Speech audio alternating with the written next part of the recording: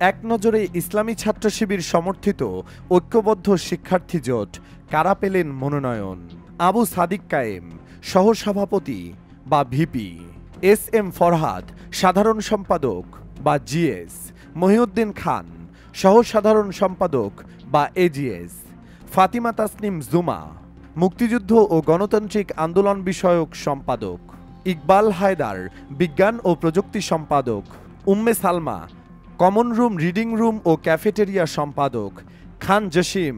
আন্তর্জাতিক বিষয়ক সম্পাদক, নুরুল ইসলাম সাব্বির আন্তর্জাতিক সম্পাদক, আরমান হোসেন ক্রীড়া সম্পাদক, আসিফ আবদুল্লাহ ছাত্র পরিষদ সম্পাদক, শরীফুল ইসলাম মোয়াজ সমাজসেবা সম্পাদক, সাজ্জাদ হোসাইন খান গবেষণা ও প্রকাশনা সম্পাদক,